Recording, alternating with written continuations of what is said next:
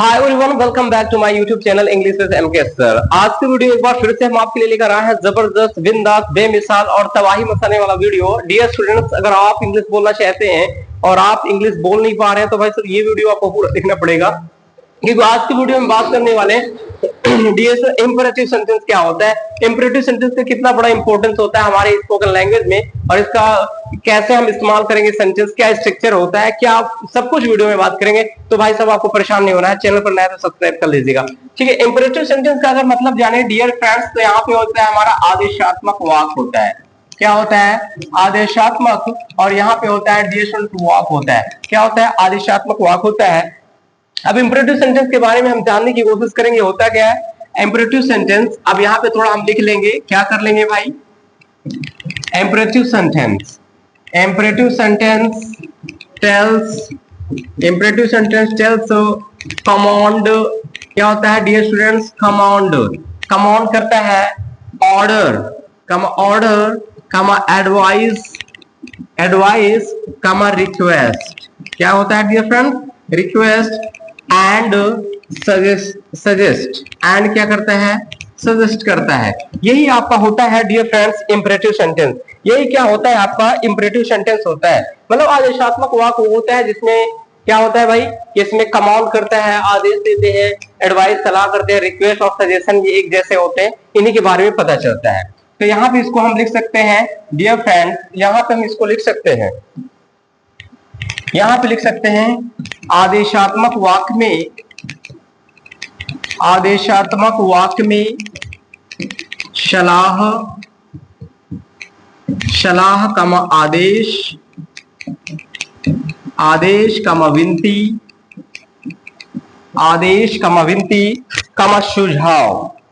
क्या होता है डियर फ्रेंड्स? कमा सुझाव का पता चलता है, सुझाव का पता चलता, और यहाँ पे कर लेंगे है। ठीक है, चलिए, और यहाँ पे सब इंपॉर्टेंट रूल्स जान लेते हैं इंपेरेटिव सेंटेंस का, जो बहुत ही ज्यादा आपके लिए इंपॉर्टेंट हो जाता है। चलिए यहाँ पे जान लेते हैं इंपेरेटिव सेंटेंस में ये कोई आपको बताने वाला नहीं है। ठीक है, अब इसका सेंटेंस यूज करेंगे हम लोग। इंपेरेटिव सेंटेंस में वर्ब की फर्स्ट फॉर्म का प्रयोग करते हैं, वर्ब की फर्स्ट फॉर्म का प्रयोग करते हैं, वर्ब की फर्स्ट फॉर्म का प्रयोग करते हैं। और क्या होता है डियर फ्रेंड्स? नकारात्मक में, नकारात्मक में, नकारात्मक में डू नॉट का प्रयोग करते हैं। किसका प्रयोग करते हैं? डू नॉट का प्रयोग करते हैं। नकारात्मक में डू नॉट का प्रयोग करते हैं। तो डियर स्टूडेंट्स, ये होता है हमारा इंपेरेटिव सेंटेंस का एक प्यारा सा रूल, जो आपके लिए बहुत ज्यादा इंपॉर्टेंट हो जाता है। ठीक है, तो हमेशा इंपेरेटिव सेंटेंस में डियर फ्रेंड्स आपको वर्ब की फर्स्ट फॉर्म का यूज करना पड़ेगा। एंड जो है यहाँ पे क्या होता है भाई, निगेटिव में हमेशा डू नॉट का यूज करना पड़ेगा।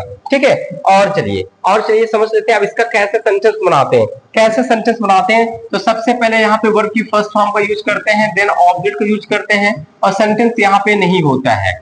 ठीक है, और जब जब डू नॉट आता है डियर फ्रेंड्स, तो पहले डू नॉट लगा देते हैं, वर्ब की फर्स्ट फॉर्म का यूज करते हैं, देन ऑब्जेक्ट का यूज करते हैं। ये बेसिक क्या है आपका स्ट्रक्चर है, जो बहुत ही ज्यादा इंपॉर्टेंट हो जाता है।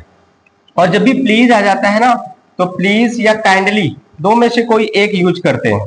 ठीक है, प्लीज या काइंडली लगाएंगे, उसके बाद वर्ब की फर्स्ट फॉर्म करेंगे, फिर उसके बाद ऑब्जेक्ट का यूज करेंगे। और जब जब निगेटिव आएगा तो यहाँ पे डू नॉट का यूज कर देंगे प्लीज और काइंडली के बाद। चलिए अब इसके सेंटेंस बनाते हैं, क्योंकि सेंटेंस बनाएंगे बिल्कुल दमदार और बेमिसाल तरीके से।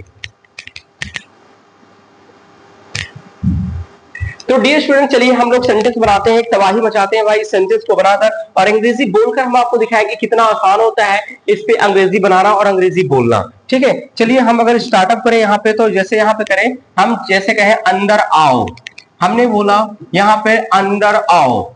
ठीक है, हमने बोल दिया आपको अंदर आओ। अब इसका सेंटेंस आपको बनाना है तो कितना आसान हो जाएगा। अब देखिए, आना, सबसे पहले वर्ब यहाँ क्या करोगे, कम करोगे, और अंदर का मीनिंग यहाँ पे इन हो जाएगा, तो कम इन। समझ में आया डियर फ्रेंड्स? यहाँ पे क्या हो जाएगा, कम इन हो जाएगा।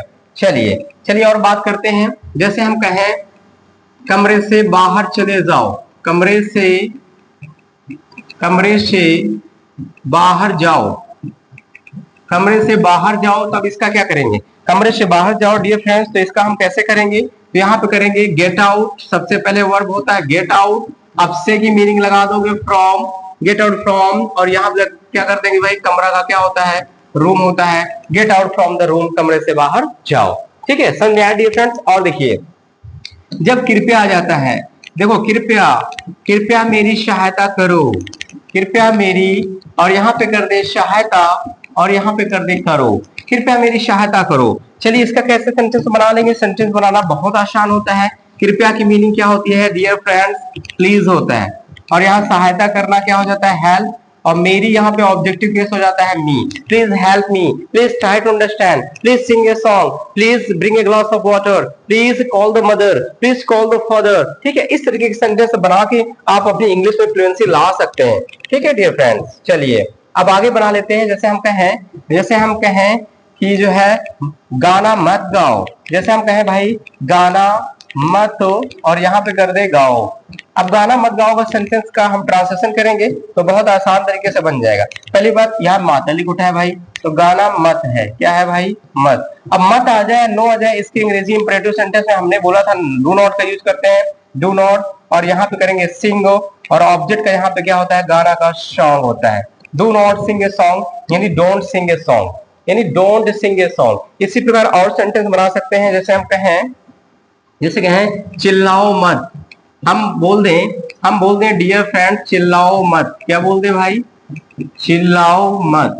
ठीक है, चिल्लाओ मत। अब इसको कैसे करेंगे, चिल्लाओ मत का जब आप सेंटेंस बनाएंगे तो कैसे हो जाएगा, तो यहाँ पे करोगे डू, और यहाँ पे करोगे नॉट, डू नॉट क्राई, इसी को करेंगे डू नॉट क्राई। ऐसे ही बोलो कि समय बर्बाद मत करो, डोंट वेस्ट टाइम। ठीक है, गाना मत गाओ, डोंट सिंग ए सॉन्ग, पतंग मत उड़ाओ, डोंट फ्लाई द काइट, अंग्रेजी मत बोलो, डोंट स्पीक इंग्लिश, झूठ मत बोलो, डोंट टेल अ लाई। इस प्रकार का सेंटेंस यूज करें अपनी स्पोकन लैंग्वेज में और बेहतरीन तरीके से इंग्लिश को बोल सकते हैं। ऐसे छोटे छोटे सेंटेंस का दाएं मुड़ो, बाएं मुड़ो, ऊपर जाओ, नीचे जाओ, अंदर आइए, बैठ जाइए, दरवाजा बंद कर दो, दरवाजा खोल दो, एक गिलास पानी लाइए, ऐसे सेंटेंस का यूज करके आप इंग्लिश में चार चांद लगा सकते हैं। और डियर फ्रेंड, यही है आपका वो इंपरेटिव सेंटेंस जिसके बारे में मैंने आपसे बात किया, इसी के बारे में मैंने आपसे बात किया। भाई इसमें सब्जेक्ट नहीं होता है, इसमें सब्जेक्ट का अता पता नहीं चलता है, और हमेशा वर्ब की कौन सी फॉर्म का यूज करते हैं, हमने आपको बताया था, हमेशा वर्ब की पहली फॉर्म का यूज करते हैं, और नेगेटिव आता है तो यहाँ पे डू नॉट का यूज करते हैं। ऐसे सेंटेंस का प्रयोग करके इंग्लिश बोलना हुआ आसान। तो अगर आप अंग्रेजी बोलना चाहते हैं तो एक बार जरूर English with MK sir channel को सब्सक्राइब करिएगा, वीडियो को लाइक करिएगा। मिलते हैं नेक्स्ट वीडियो में, जय हिंद।